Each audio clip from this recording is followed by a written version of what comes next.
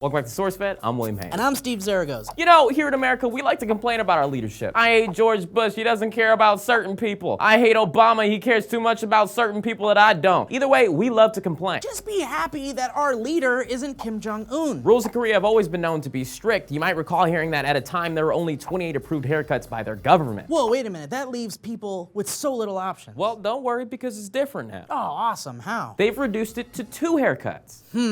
I wish I knew math, because to me that sounds like less for some reason. In honor of Kim Jong-un's wife, the government has allowed only bob haircuts for women, and only his entitled ambitious haircut is allowed for men. I can't believe it's called ambitious. It's ambitious, because it really is. According to the very secretive Democratic People's Republic of Korea, barbers around the country are overwhelmed as their citizens are all rushing to get their haircut. Other sources state that female performers are allowed, though, to keep the length of their hair long. That's nice. I'm truly trying to understand the ideology behind this. There are evil people in the world, but even they operate under something they call logic. Maybe Mr. Un is trying to say if we all look the same, we'll all feel the same and be united together. Or he's batshit insane. Probably that one. Or he thought that maybe the barbershop market needed an economic boost, and that's definitely not what he was thinking, because that would be logical. Barbershop 3 is coming out next year, so. As you guys know, Black Friday is come and gone this year. Forget it, you missed out on all the deals. But you're not too late to set up a tent outside of Best Buy right now to prepare for next year. You know some of you are doing it, don't look at me like that. But just how much did people spend this year? Well, consumer insights firm Shopper Tank, which I've never heard of in my life, has estimated that in person rather than online, stores sold $1 billion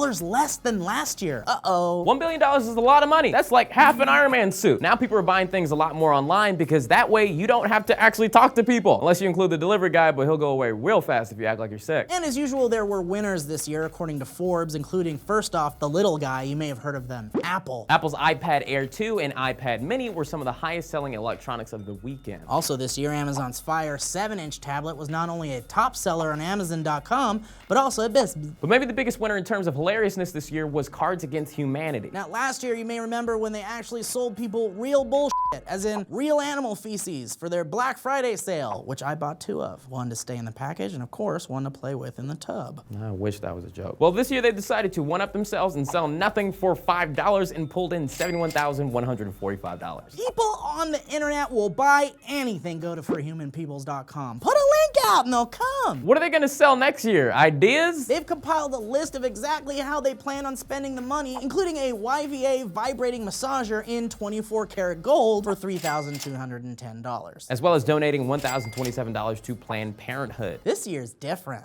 Twitter went ablaze when popular porn star Stoya tweeted out the following statements. That thing where you log into the internet for a second and see people idolizing the guy who raped you as a feminist. That thing sucks. She then tweeted, James Deen held me down and f***ed me while I said no, stop, used my safe word. I just can't nod and smile when people bring him up anymore. She's referring to debatably the most famous male porn star who was called by Telegraph the acceptable face of porn. Stoya and James Deen starred in many adult films together, but were also involved in a relationship outside of their work. Immediately, fans stood behind Stoya, creating the hashtag Solidarity for Stoya. Fellow porn stars tweeted responses, including Joanna Angel, who said, "You have my support, Stoya. I'm here for you." Who also tweeted shortly after about Deen, "He's dead on the inside and dead to me. He's literally the worst person I've ever met. That's all I'll say for now. Hashtag Solidarity with Stoya." 2 days later, Deen responded on Twitter saying, "There have been some egregious claims made against me on social media. I want to assure my friends, fans, and colleagues that these allegations are both false and defamatory. I respect women, and I know and respect limits both professionally and privately." But days later, another ex-porn star, Tory Lux, came forward to join in accusing James Deen of sexual assault on a porn shoot. He and Lux were not scheduled to work together that day, but Lux told the Daily Beast James Deen ruthlessly attacked and degraded me, leaving me with mental wounds that took years to heal. According to Lux, Deen allegedly grabbed her throat, shoved her onto a mattress, and hit her repeatedly after asking her to perform a degrading act on the set of a porn shoot back in 2011. She went on to say, "I hadn't even had time to dress myself when Deen said, with a smirk on his face, 'Tory Lux, would you like to sniff my testicles?' She said no, but Deen asked a second time, more aggressively. She added, 'I replied with a firm no in order to establish my boundary,' which James then disregarded by grabbing me by the throat and shoving me down onto a mattress on the floor. He then apparently proceeded to pin her down, sit on her chest, and hit her in the face 5 or 6 times. According to Lux, hard before finally getting off of me." The assault was apparently witnessed by an unspecified number of people on the set and ended with Deen shoving her face into his crotch. Deen nor his publicist have made immediate comments about Lux's accusations. In the wake of Stoya's initial tweets, though, the editor-in-chief of celebrity news site The Frisky announced that they decided to end Deen's advice column he wrote for on the women's lifestyle website. Editor-in-chief Amelia McDonald Perry posted an article to The Frisky explaining the decision to no longer publish Deen's columns, saying, "I very much liked James Deen. I enjoyed working with him on What Would James Deen Do? I asked him to do an advice column because I liked his directness and his confidence. But most of all, I liked his emphasis on communication, honesty, and most of all, consent. That he has been accused of violating Stoya's consent, that women I respect have since contacted me directly to say that they know of others to whom he has done the same thing, well, I'm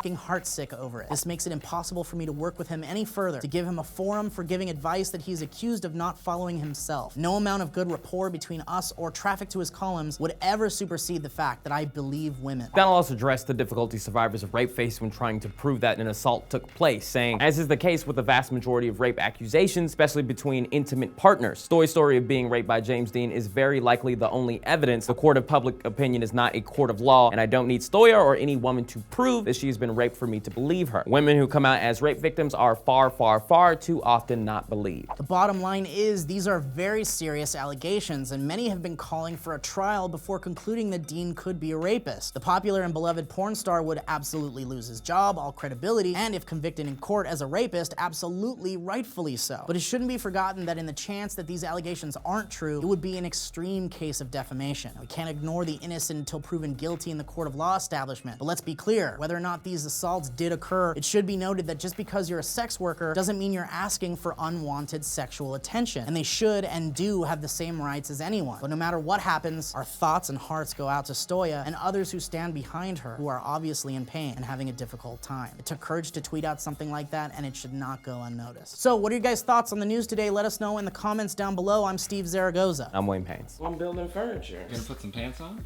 Oh yeah. Steve! Wanna build some furniture? You really thought I meant only one part of your body is connected to your heart? We agreed that